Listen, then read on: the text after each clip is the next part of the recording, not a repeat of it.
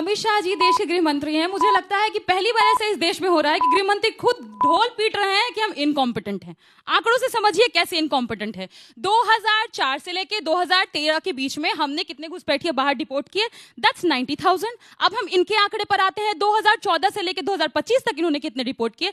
मुश्किल से मुश्किल 15,000 पहुंच रहा है। यही नहीं हुआ, अब क्या किए हैं कि जिस साल से शुरू किए घटाते जा रहे हैं। दोस्तों, अभी तो था मस्ती का माहौल, अब शुरू होती है असली बहस। ये है वाइब विचार, सच, सवाल और सीधी बात। वीडियो पसंद आए तो लाइक जरूर करें।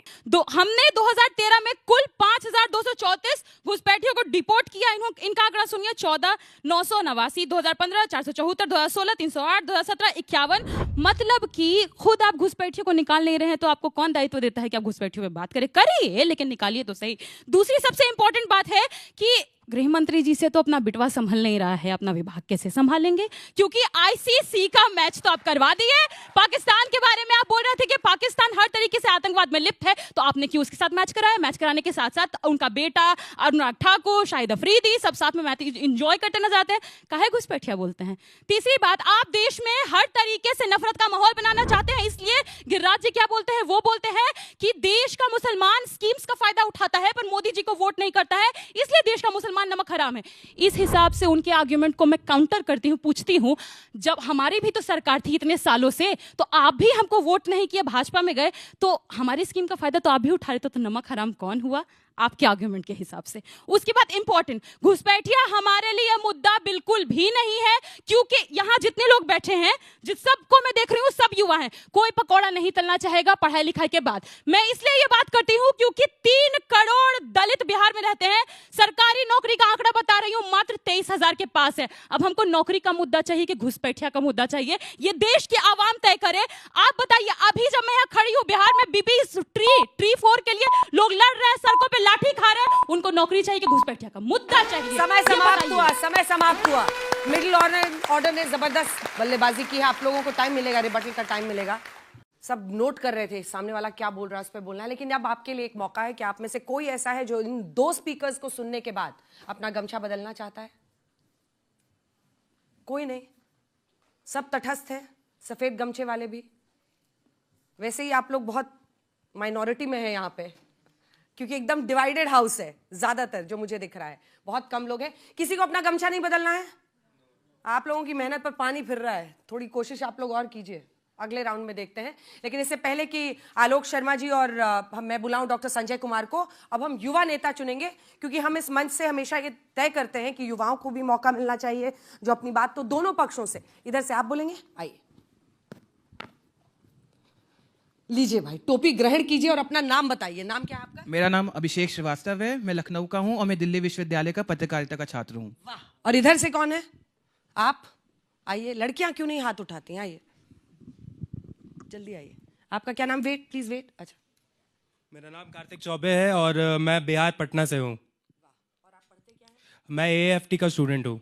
आइए, इधर से आइए। चलिए, तो आप दोनों को मौका मिलेगा 45 सेकंड्स का, और आपको 45 सेकंड्स में अपनी बात इस मुद्दे पर रखनी है।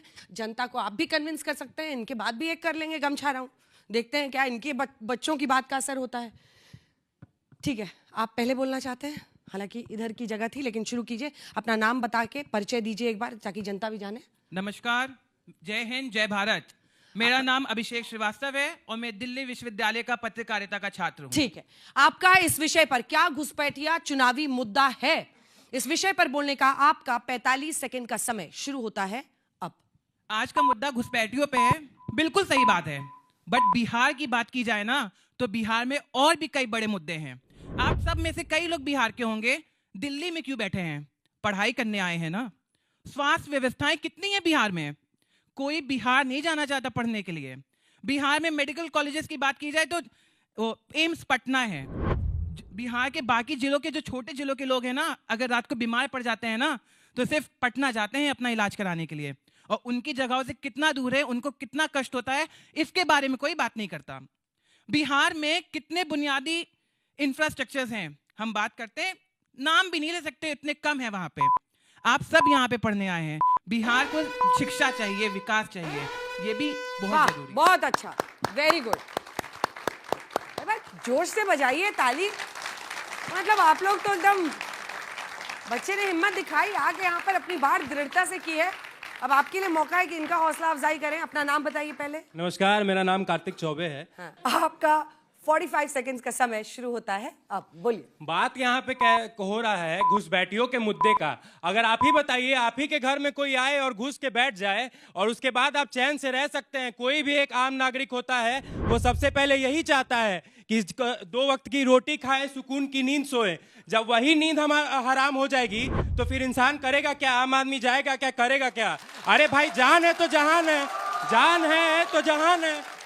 अगर जान ही नहीं रहेगी तो इंसान बाकी मुद्दों का करेगा क्या? बाकी सारे चुनावी मुद्दे अपने जगह। जब जान ही नहीं रहेगी हमारे पास, हम बिहार से, भाई हम पटना से बाहर निकलते हैं, डर बना रहता है। अगर ऐसा चीज सुनने के बाद कोई पब्लिक प्लेस पे इंसान नहीं जा सकता है, इंसान क्या करेगा उस समय? मान के चलिए, आपने यूनिवर्सिटी की बात की, नालंदा यूनिवर्सिटी का तो नाम सुने होंगे ना। समय समाप्त हुआ, समय समाप्त हुआ, समय समाप्त हुआ, समय समाप्त हुआ। भाई इधर से भी सफेद गमछे वाले भी कुछ आपके लिए ताली बजा रहे थे। टोन एकदम नेताजी का वाला पकड़ लिया था इन्होंने, हैं? जबरदस्त आप दोनों ने बोला है। आप दोनों यही रुकिए। मैं चाहती हूं कि अगर अभी कोई प्रभावित हुआ है तो आप अपना गमछा बदल सकते हैं। क्या इन्होंने आपको कन्विंस किया है?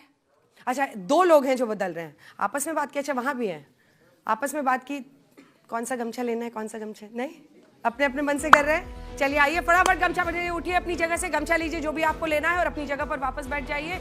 सफेद गमछे वालों ने ये तय कर लिया है कि अब वो न्यूट्रल नहीं रहेंगे और इनमें से 5, 6, 7, 8 सफेद गमछे वालों ने 9, 10, इन पर तो मुझे शुरू से शक रहता है, पर सारे उधर ही जा रहे हैं लाल गमछे के लिए। ये सफेद गमछे वालों पर मुझे हमेशा शक रहता है। वोटिंग में भी कह नहीं सकते, 2-3% आता है। कुछ तटस्थ भी बैठे अपनी जगह पर। 1, 2, 3, 4, 5, 6, 7, 8, 9, 10, 11। चलिए, आप दोनों अपनी जगह पर जा सकते हैं, टोपी भी आप लोग रख सकते हैं। युवा नेता, ताली बजाइए दोनों के लिए, दोनों ने अपनी बात दृढ़ता से कही। अब मैं तीनों जजेस के पास एक बार आना चाहती हूँ। सर, आप कुछ बोलें घुसपैठिए वाले मुद्दे पे। मोहम्मद अमीन साहब, कुछ जो आप कहना चाहें। जहाँ तक घुसपैठिए की बात की जा रही है, हाँ। तो घुसपैठिए के लिए कोई आज से नहीं, जब से आज़ादी हुई है तब से बॉर्डर था हमारा, और तब बॉर्डर फेंसिंग नहीं थी। और अब देखने में कुछ ऐसा आया है कि सरकारें चुस्त दुरुस्त आई हैं और वो हमारे देश के बारे में भला सोचती हैं, और उन्होंने फेंसिंग की है, उस पर ध्यान दिया है बॉर्डर को। अगर इससे पहले ध्यान दिया जाता देश की बॉर्डर के ऊपर, फेंसिंग के ऊपर, सुरक्षा के ऊपर, तो ये आज स्थिति नहीं होती कि आज आपको ये मुद्दा लेना पड़ता, ये प्रवासी लोगों का। ठीक है, अब कंटेस्टेंट्स पे कुछ बोलना चाहेंगे क्या? आप ठीक बोल रहे हैं, ये लोग डिफेंड कर रहे हैं अच्छे से टॉपिक को? नहीं, हर आदमी का अपना एक मुद्दा है, उसमें हर आदमी ने अपनी बात कही है। और जहाँ तक बात की घुसपैठिए की, जिसकी जो समझ में आया उसने किया। लेकिन आज देश क्या चाहता है, देश के अंदर क्या होना चाहिए, देश का हमारे युवा क्या चाहता है, हमारी जनता क्या चाहती है, ये तो आगे चल के चुनाव जब होंगे तब इस बात का पता चलेगा कि मुद्दा है या नहीं है असल में। हाँ, बहुत साफ है कि एक पार्टी, एक पैनल जो है वो उनका मुद्दा बहुत क्लियर है। ये समझ आ रहा है कि बीजेपी या एनडीए की तरफ से एक फोकस है कि घुसपैठिया बिहार में जो है वो मुद्दा है इलेक्शन का। लेकिन दूसरी तरफ के जो भी पैनलिस्ट ने अभी तक बात की है, ये क्लियर नहीं है कि क्या उनका कोई फोकस्ड इशू है बिहार इलेक्शंस में। तो मुझे लगता है कि वो कहीं ना कहीं वो मिस हो रहा है कि उनकी तरफ से क्या फोकस है, क्या होना चाहिए, क्या इशू होना चाहिए। बहुत सारे मुद्दे उन्होंने लिए हैं, अनएम्प्लॉयमेंट को लेकर, गरीबी को लेकर, डेवलपमेंट को लेकर। तो क्या कोई खास फोकस है कि नहीं? मुझे लगता है मैं आने वाले राउंड्स में चाहूंगी कि उनकी तरफ से क्या होना चाहिए, क्या इशू होना चाहिए। ताऊ, जिस देश में जूते की कीमत और सावन में मछली भी मुद्दा हो जाते हैं, वहां घुसपैठियों का मुद्दा क्यों नहीं होगा?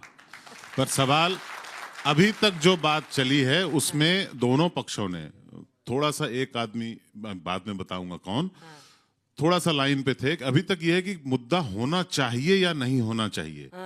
विवाद, ये विषय, ये जो डिबेट है वहां चली है ये। जबकि प्रश्न है कि मुद्दा है या नहीं है। तो हो सकता है कि अगले राउंड में भी आलोक शर्मा जी आएंगे, संजय कुमार जी आएंगे, तो शायद हम वापस पटरी पे बुला आए। लेते हैं दोनों को, पटरी पर बुला बिल्कुल लेते हैं। बिल्कुल। आप लोग समझ पा रहे थे किसकी तरफ ये इशारा कर रहे थे कि एक आदमी ट्रैक पर था, आपको लगा? हाँ हाँ। चलिए गेस वर्क कीजिए आप लोग।